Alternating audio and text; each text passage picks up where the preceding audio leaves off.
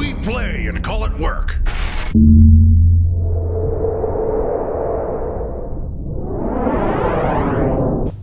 Hey folks, Janene from MiniWarGaming here with another how-to video for you. In today's video, I'm going to continue painting this Skarre Queen of the Broken Coast model, and we're going to be painting her leather boots and her gloves.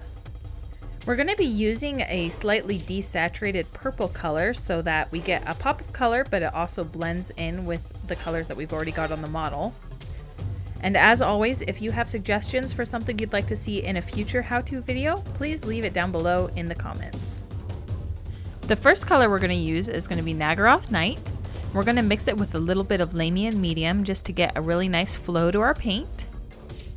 This is a really dark, very rich purple, and we're going to use this as an all-over layer on the entirety of the boot. Now there's a lot of details going on with Skarre's boots here. They're very tall, but they also have a few pieces of armor plating on them. I'm going to be painting that armor plating in the next video, so I just want to make sure that I avoid it. It's okay if I slop over a little bit on there, but I don't want to waste the time making sure I get a nice coat on places that aren't going to be purple.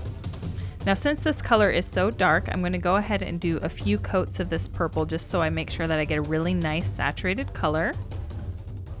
Here you can see that I've got a coat on all of the nooks and crannies of the boot, inside all the folds. I also went ahead and painted her gloves just because I want this color to be somewhere else on the model so it kind of draws everything together. We're going to start highlighting, and the first color we're going to use to highlight is Xereus Purple.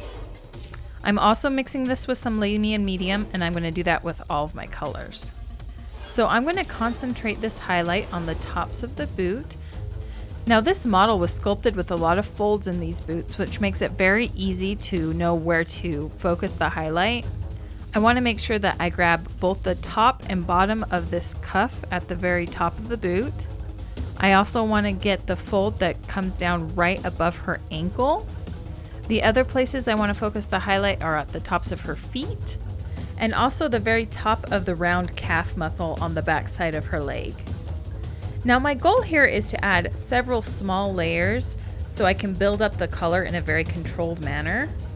And by slowly controlling my layers and being more selective about them, I can create a smoother gradient. That's another reason why you want to mix your paint with some kind of medium. The next color I'm going to use is going to be Kislev Flesh, and I'm going to mix this into my Xereus Purple. Now I'm going to mix these at about a 50-50 ratio. Now there's lots of paints I could have mixed into the purple to make it brighter. I picked Kislev Flesh specifically because it's going to make the purple a little bit more neutral, which is going to help it blend into the colors that I already have in the model. I was worried that if I went too bright and too saturated, it wasn't going to match what I had already done with the jacket and the armor. Now I'm not going to be using a lot of this color to highlight. It's mostly just going to be an edge highlight, but I do want to use a little bit to blend the transition between the Xereus Purple. But really, I'm not trying to brighten up this purple at all. I'm just adding a little bit more contrast in a few areas to make it just kind of pop a little bit more when you're looking at it. We're going to apply this to the ridges on the gloves, and then I'm going to do a little bit more of a highlight on this leg that's raised up just because it's a little bit higher, a little bit more exposed to the sun, so it would be a little bit brighter.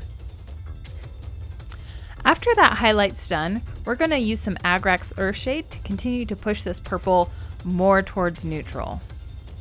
Now I'm painting this straight out of the bottle. I do want to make sure it doesn't gloop anywhere, and so I'm moving it around, and I'm going to focus this in the folds of these boots. So the areas I'm really interested in getting are around the armor plates, underneath the fold on the ankle, and in the middle of the cuff at the very top. Here's the boots after the shade has had a chance to dry. As you can see, it adds a pop of color without clashing with all of the browns that I've put in the model already. Thank you so much for watching. If you'd like to see more how-to videos, I have another one where I'm going to paint the armor plating on the Skarre model in the MiniWarGaming Vault, and link down below in the description. If you don't already have a Vault membership, go ahead and click the link. You can sign up for a 7-day free trial and get access to my video as well as hundreds of other videos in the MiniWarGaming Vault. So go ahead, click the link, start your free trial, and happy wargaming.